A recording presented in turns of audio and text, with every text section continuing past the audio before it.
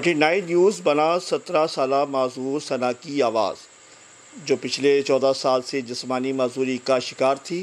اس بچی کے ماں باپ نہ ہونے کی وجہ سے اس کی کفالت 70 سالہ نانی کر رہی تھی، جو وسائل نہ ہونے کی وجہ سے علاج کروانے سے قاصر تھی۔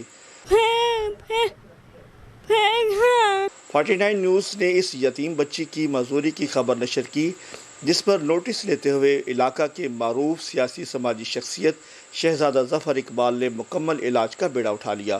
49 نیوز میری مدد کرتے ہیں تو میں شکریہ ادا کرنی ہاں تو میری بچی کا علاج نہ۔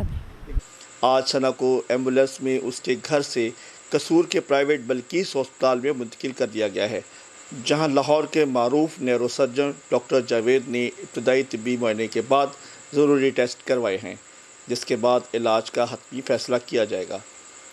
شہزادہ ظفر نے 49 نیوز کو بتاتے ہوئے اس بات کی یقین دہانی کروائی ہے کہ ثنا کے علاج میں جتنا خرچہ ہوگا میں خود ادا کروں گا اور اس کے علاج میں کوئی کسر باقی نہیں چھوڑیں گے۔ جس طرح شہزادہ ظفر اقبال اور الہ آباد کے مخیر حضرات نے اس بچی کا علاج معالجے کا ذمہ اٹھایا، میں سمجھتا ہوں کہ اگر سوسائٹی کے کچھ مخیر حضرات جو ہیں اس طرح کے بے بس اور لاچار لوگوں کی مدد کریں تو معاشرے میں بہتری کے قوی امکان ہیں۔ کیمرہ ٹیم کے ساتھ ملک مصطفیٰ کمال، 49 نیوز الہ آباد۔